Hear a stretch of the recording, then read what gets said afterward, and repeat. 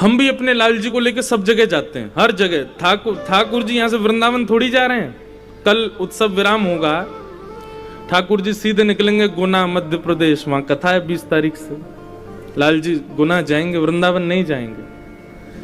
तो गुना के बाद में फिर 4 दिन का अवकाश है, तब वृंदावन आएंगे। आप लोग कहेंगे महाराज जी आप भी अपने ठाकुर जी को लिए घूमते हो, हम लोग लिए घूमे तो क्या दिक्कत है? पर हमारे ठाकुर जी बड़े व्यवस्थित चलते हैं। एक ट्रक सामान तो ठाकुर जी का व्यवस्थाओं का ही चलता है। क्यों? मन में ये भाव है कि भाई वो ठाकुर जी हैं, उनको कहीं भी बिठाना नहीं है, कहीं भी सुलाना नहीं है, कहीं भी रख नहीं देना है, कुछ भी उनके सामने खाना नहीं है, कुछ भी उनको परोसना नहीं। रसोईया भी संगी चलते हैं ठाकुर जी के, उस ठाकुर जी के प्रसादी में। देख वे में नेक सो हमारो लाला, पूरी व्यवस्था चलती है उनके साथ में।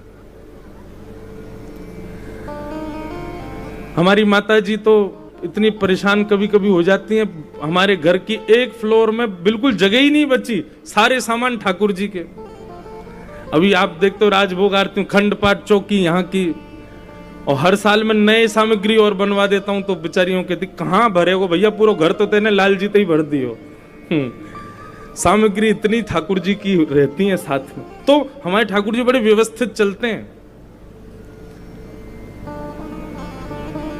उनकी बड़ी व्यवस्थाएं चलती हैं साथ में, और हम ये भी ठाकुर जी कृपा की व्यवस्था कर पा रहे हैं।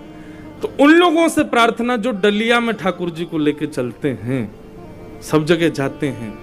एक मेरी बात सुनना, ठाकुर जी प्रत्यक्ष चलें ये आवश्यक नहीं। हमारे पूज्य श्री जगन्नाथपुरी वाले महाराज जी पधारे, आपके ठाकुर जी भी पधारे, पूरी सेवा आई है और पूरी व्यवस्थित सेवा आई है। ठाकुर जी की जैसे भोग सामग्री आदि बननी चाहिए उसी प्रकार, जहां महाराज जी का निवास है वहां उसी प्रकार सेवा ठाकुर जी की चल रही है। लेकिन जो अपने लड्डू गोपाल आदि को कहीं भी लिए जाते हैं, उनसे थोड़ी प्रार्थना कि ठाकुर जी हमारे हैं, प्रयास करो कि श्रृंगार करके ठाकुर जी को सिंहासन पर विराजमान करके नेत्रों में भर के फिर उनको चित्त में विराजमान कर लो। हे लाल जी, अब हम दर्शन के लिए जा रहे हैं, अब हम नदी स्नान के लिए जा रहे हैं, अब हम कथा सुनने के लिए जा रहे हैं, या हम बाहर मार्केट में घूमने जा रहे हैं, कुछ शॉपिंग करने जा रहे हैं। आप अकेले नहीं हो यहाँ पे, ऐसा भाव नहीं करो कि ठाकुर जी अकेले कक्ष में तो हम छोड़ के कैसे जाए। ठाकुर जी आप चित्त में विराजमान हो जाओ,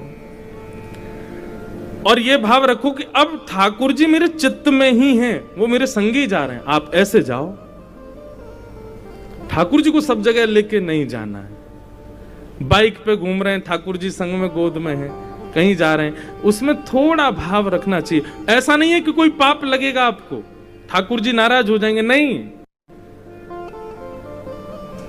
पर भाव से आप ठाकुर जी को स्वीकार नहीं करते हो, उससे भी ठाकुर जी की सत्ता पर एक प्रकार से प्रश्न चिन्ह लगा रहे हो आप, कि नहीं ठाकुर जी आप यहीं हो, आप हृदय में नहीं हो, ऐसी बात आ जाती है।